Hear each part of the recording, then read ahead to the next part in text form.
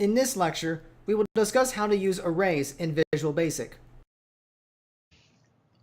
Just like in other programming languages, we can have arrays in Visual Basic. Now, if you don't remember what an array is, this is basically a data structure that allows us to group data items of the same type. For example, I can have an array of integers where we just have this group where each element of this group, which is what we call an array, would be an integer. I can have an array of doubles, a collection of doubles. I can have a collection of strings. I can have a collection of objects of a class. And this is a very useful data structure. Because let me give you an example of why arrays are important. Let's say we were to have a collection of employees. Maybe we have a business, and this business has, let's say, 200 employees. Could you really create a program where you would have a variable declared for every single one of these employees? No. I mean, technically you can, but it's not practical to declare that many variables.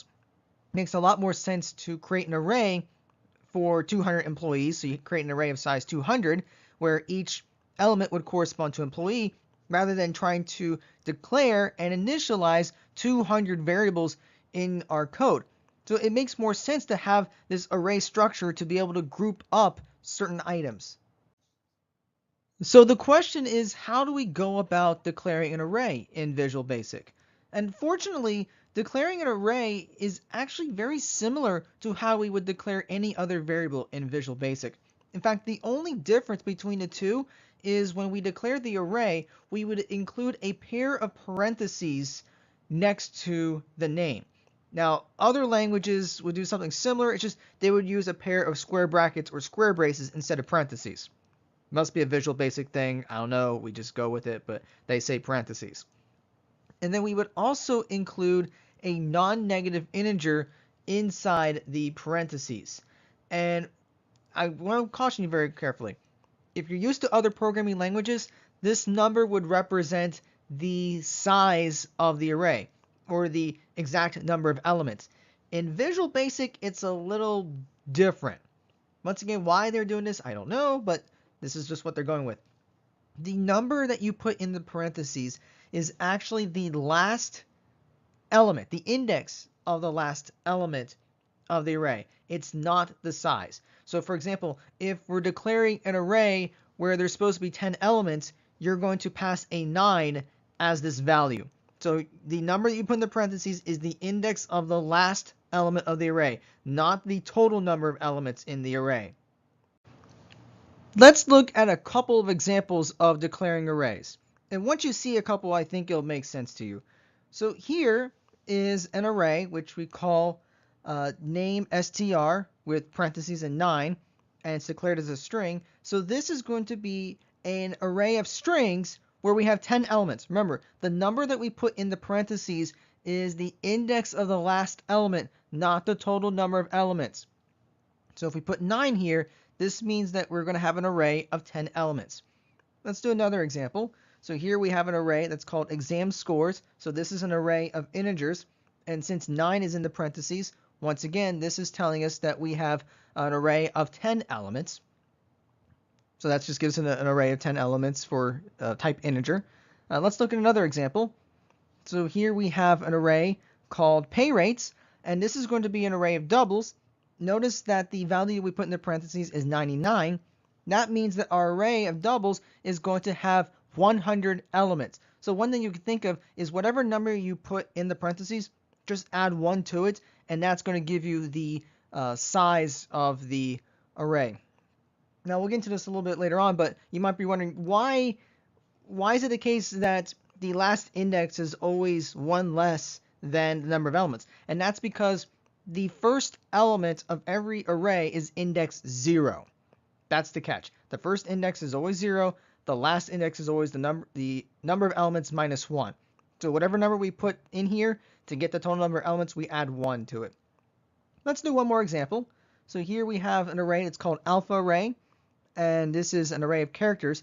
I don't know if we've explicitly mentioned this in any of the lectures, but char, however you want to pronounce it, it's just simply a character variable that would store a single character that would be enclosed in single quotes. So here what we're doing is creating an array of characters, and since 25 was passed into parentheses, we would have 26 elements total. Now, whenever we declare an array, each element of that array is given a default value. Now, what that value is going to depend on the data type of the array. So, for example, if we have an array of integers or an array of doubles, the default value is 0. This is similar to the default values of any variable when we declare it. So if you remember, when we declare an integer or a double variable, if we don't initialize it, we're automatically going to initialize it to 0 by default. Same thing is true for all the elements of an integer or double array. If we have an array of characters, the default value is going to be the null character. And then for string arrays, the default value is actually going to be the empty string. This one's a little different compared to declaring a string variable. If you remember when we declared string variables, it's also initialized to null. It's not even initialized to an empty string. But for arrays, it is given the empty string by default. There is another way to declare an array in Visual Basic. In fact, this technique is pretty much similar to most other programming languages, but we just want to show that we can do this in Visual Basic. So we can declare an array with the parentheses, but we omit the integer, and then we would initialize all the elements that would be part of the array. So what we would do is we have the name of the array, parentheses, no number, set it equal to some list of items. This list is what we call an initializer list. Now you might be wondering, how do we determine the size of the array? Well, it's going to be the number of elements that were initialized. So however many elements were in the initializer list is going to dictate the size of the array. So for example, if I declare an array of integers, and maybe my initializer list has 15 integers in there, what that means is the size of the array is going to be 15. The size is always going to be the exact number of elements in the initializer list. It's not going to do any more. It's not going to be any less. It's always going to be the number of items in that list. Now, for this to work, both the declaration and initialization statements have to be on the same line. So think of it like declaring the variable and then initializing it.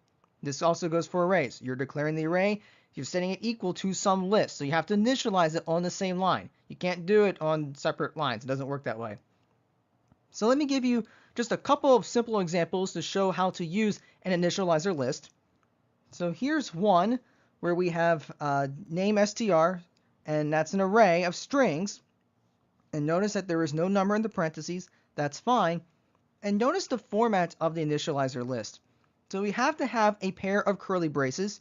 Now I should mention that this list is split on several lines because if I make it small enough to fit on the slide for one line, it's going to be too small to see.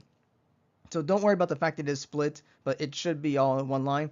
But anyway, we have a pair of curly braces, and then for each item, since it is a string, each element has to be a string, so we would have the quotes around it, and then they're separated by commas.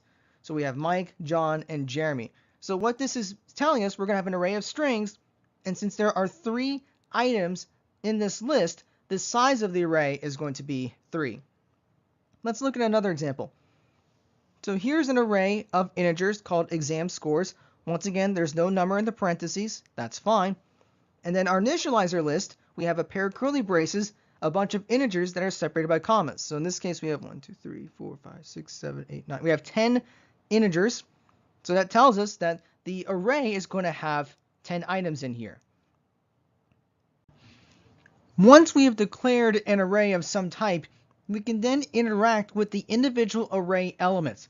All we need is actually very similar to other languages, is we need the name of the array, a pair of parentheses, and then the index, which would give us the specific element that we want to interact with. So the index in this case is going to be a non-negative integer that goes from 0 to the size of the array minus 1. And it's very important that we use one of these values, because if we try to use an index that's outside of this range, so for example, if we try to use a negative index, or if we try to use an index that's larger than the largest index of the array, then we're going to get an error. Specifically, I think it's going to be like array index out of bounds exception, which is the one that's used in Java, but I think it's very similar to that in Visual Basic. So you want to make sure that you use a valid index for your arrays whenever you're trying to access a particular element of the array. We'll take a look at a couple of examples where we can use individual array elements. So let's say we have the following code here. So what this is saying is we're going to declare an array of strings, and because we pass a 5, that tells us that there are going to be 6 elements in this array. So the indices go from 0 to 5. And what we see here on this second line is we're going to store the string Mike into the array at index 0, and then we're going to store John into the array at index 4 on the next line. So if we were to look at all the elements in the array, index 0 would have Mike, 1, 2, and 3 would have the empty string, 4 would have John, and 5 would have the empty string. Here's another example. So this is an array of integers called exam scores. We know that there are 10 elements in this array. The indices range from 0 to 9. And what we see in this next line is we're going to store an integer in exam score the index 6. And in this case, what we're doing is we're going to take a value that's entered in a text box. So in this case, it's called text box 1. And we're going to convert it to an integer by using the val method. So if we have a string and we're trying to store it in an array index or array element that's supposed to be an integer, we can just convert it to an integer by using the val method.